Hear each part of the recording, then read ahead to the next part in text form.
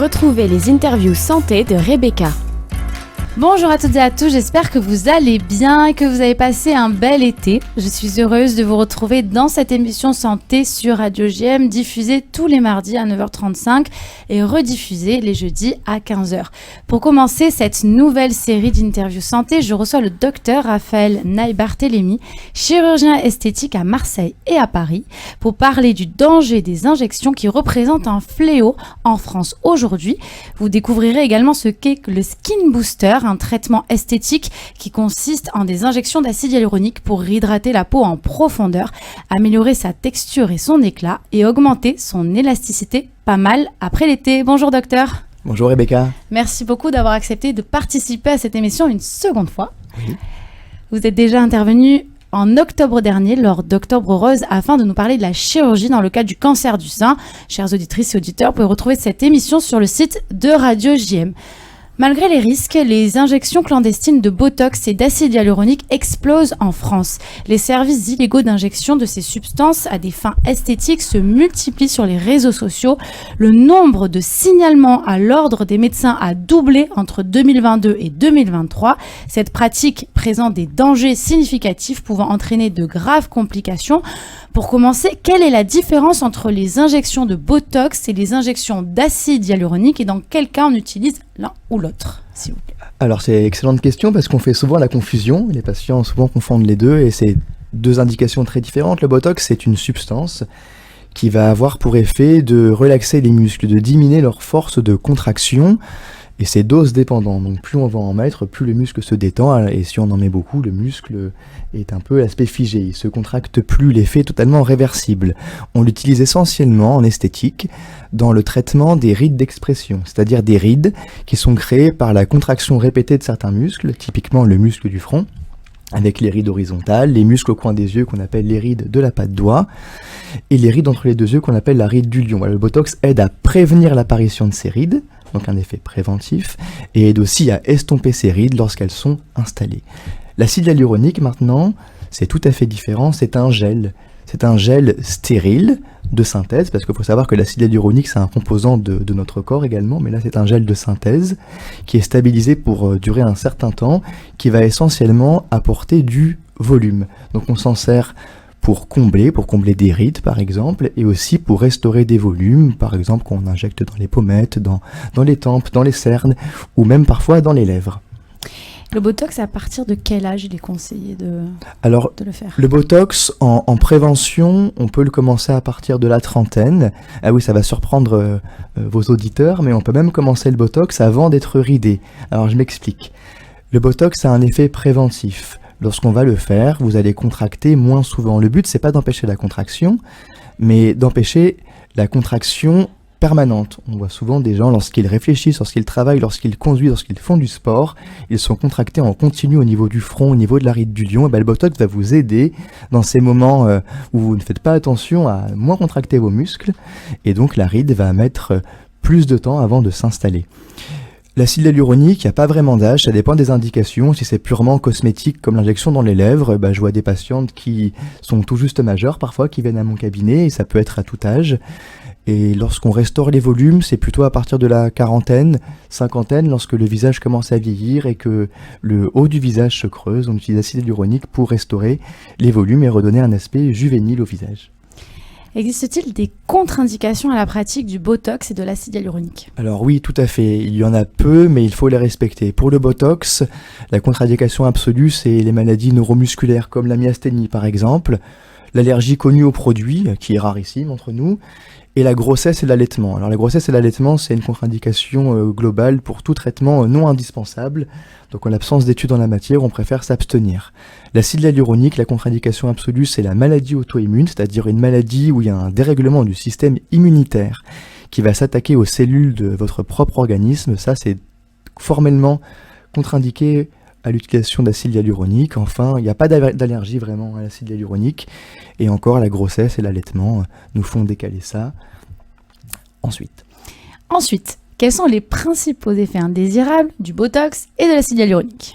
Alors le Botox, c'est un produit extraordinaire parce qu'il y a très très peu d'effets indésirables en réalité. Le plus enquiquinant, c'est lorsque le muscle de la paupière supérieure est touché. Ça peut arriver lorsqu'on injecte le front, si on l'injecte un peu trop bas ou s'il y a un non-respect des consignes post-injection, qu'on va aborder juste après, il peut y avoir une diffusion de ce produit vers la paupière, et lorsque le muscle de la paupière est touché, il se relâche, puisque c'est l'effet du Botox, et lorsque la paupière se relâche, elle tombe, ce qui crée un ptosis, c'est-à-dire une descente de la paupière sur l'œil. Il n'y a aucune gravité médicale, ça dure environ 1 mois et demi à 2 mois, mais c'est quand même très enquiquinant. L'acide hyaluronique, en revanche, présente beaucoup plus de risques. Contrairement à ce qu'on pense, c'est beaucoup plus risqué de faire de l'acide hyaluronique, parce que comme ce produit apporte du volume, ce volume ne doit pas être placé n'importe où. Notamment, il doit être loin des artères, parce qu'il peut boucher les artères ou comprimer les artères s'il est mal positionné, et ça peut entraîner des conséquences qui peuvent être dramatiques. On va aborder ça un peu par la suite de l'émission. Donc, quelles sont les précautions à prendre en post-injection ? Alors, en post-injection, en cas d'injection de Botox, je préconise de ne pas s'allonger pendant 4 heures post-injection pour éviter qu'il y ait une diffusion du produit vers les paupières, ne pas faire de sport pendant 24 heures, et éviter également de comprimer le front ou la ride du lion pendant 24 heures.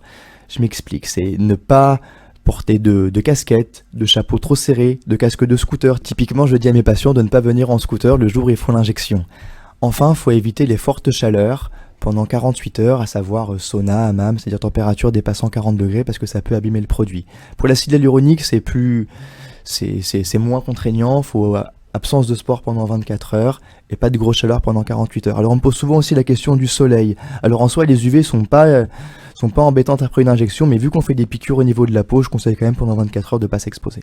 Comme je l'ai dit précédemment, un nouveau danger émerge sur les réseaux sociaux. Un nombre croissant d'amateurs proposent de pratiquer des injections esthétiques de Botox et d'acide hyaluronique à des prix bien inférieurs à ceux des professionnels.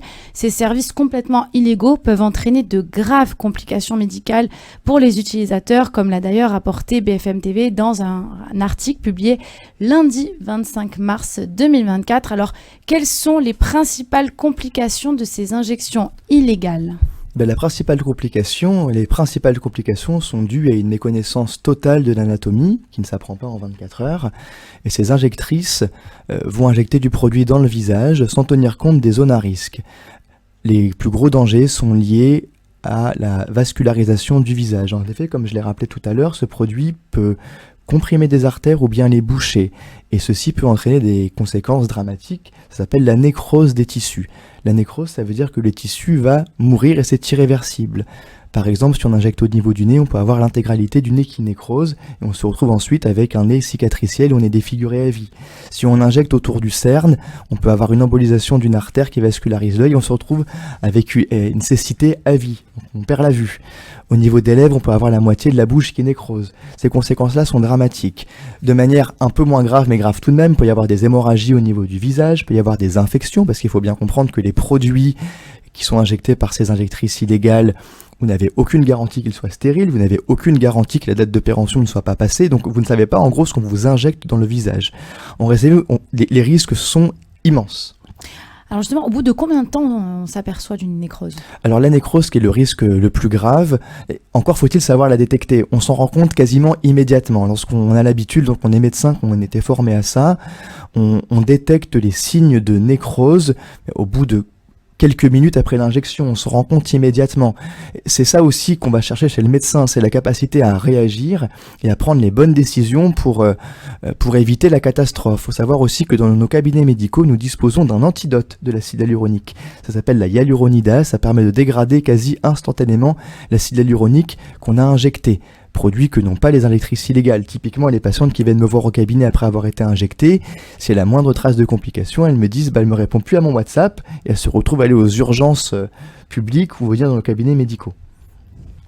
Quelle est donc la prise en charge de ces complications ? Donc il y a cet antidote et il y a autre chose ? Il faut savoir qu'il va y avoir un délai pour prendre en charge ces complications. Lorsque il y a une ischémie, ça veut dire que les tissus ne sont plus vascularisés, qu'il n'y a plus de sang qui arrive et le sang amène l'oxygène. On va avoir quelques heures pour injecter cet antidote. Au-delà, il y aura une perte irréversible des tissus avec des séquelles à vie. D'où l'importance d'avoir quelqu'un de réactif lorsqu'on se fait injecter. Si vous avez été injecté et qu'il y a une nécrose, bien souvent c'est trop tard. Il faut venir immédiatement dans un cabinet médical et on fait le maximum pour sauver les tissus. Mais c'est pas toujours possible. Je vois aussi souvent à mon cabinet des patientes qui ont un préjudice esthétique. Parce que là aussi, l'esthétique ne s'apprend pas en 24 heures. Souvent, ces injectrices ont eu une formation, souvent faite par des gens qui viennent des pays de l'Est, qui en une formation de 12 heures, leur expliquent à injecter tout le visage. On n'apprend pas l'esthétique en 12 heures. Donc souvent, je vois des patientes qui ont des bouches déformées, des pommettes déformées, mais qui en sont à ne plus pouvoir sortir de chez elles. Et les corrections qu'on me demande sont souvent esthétiques.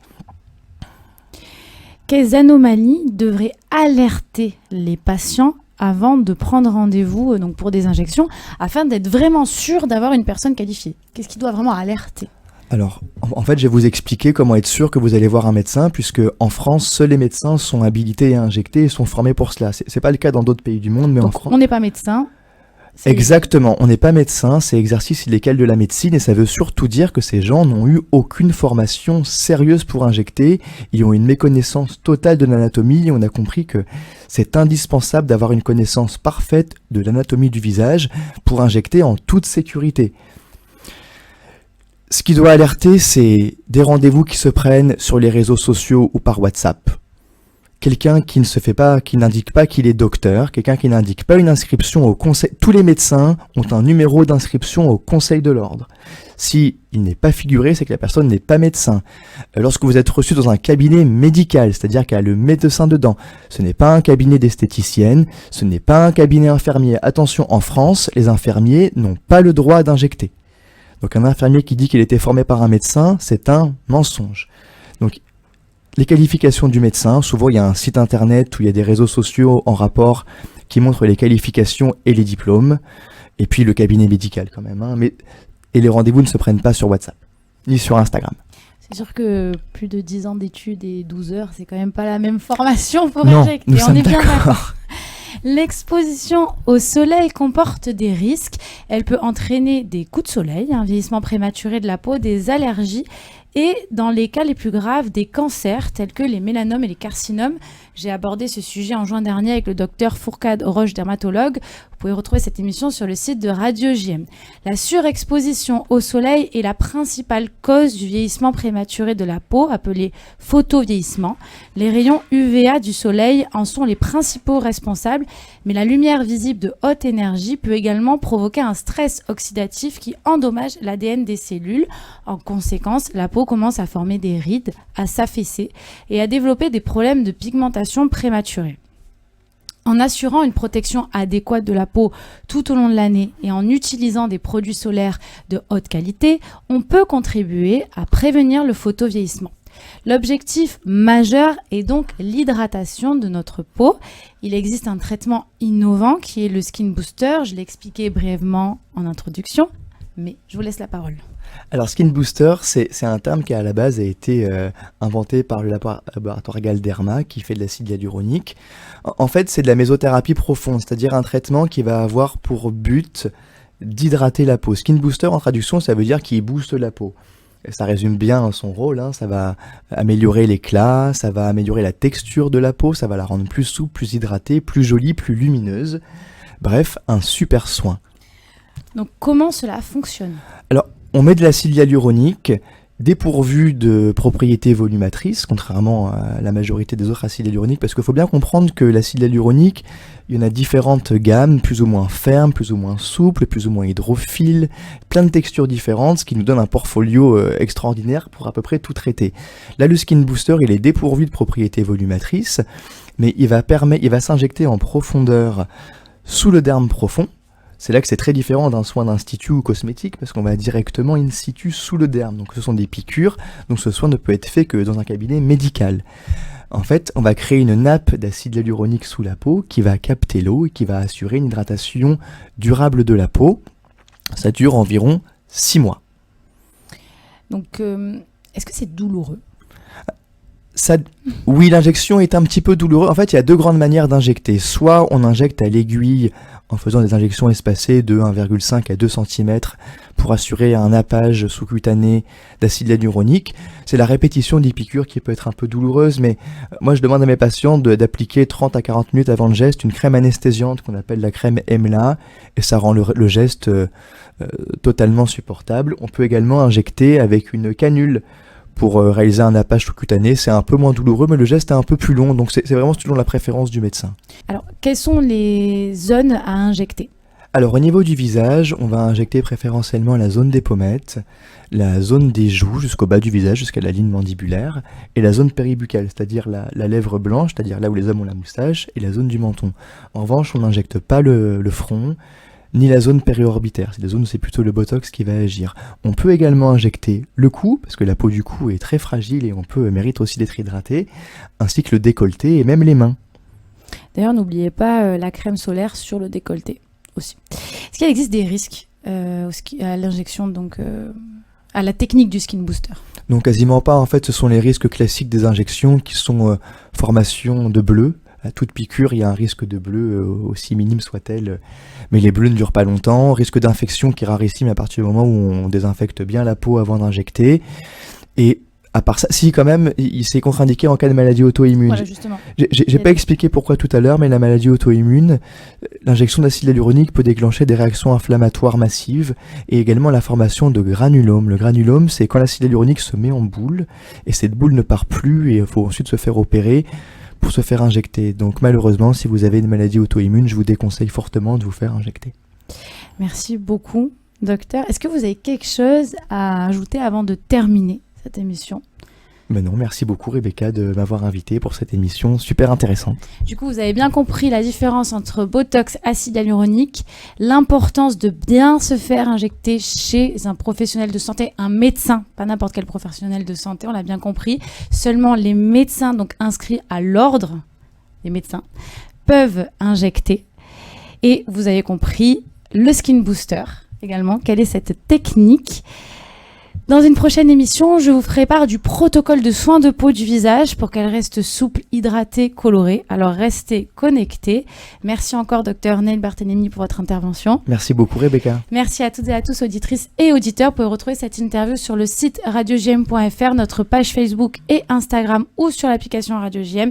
Et bien sûr, si vous avez des commentaires ou des questions, vous pouvez écrire sur notre page Facebook ou en privé sur mon mail rebeccaachas@radiojm.fr. Merci. Retrouvez les interviews santé de Rebecca.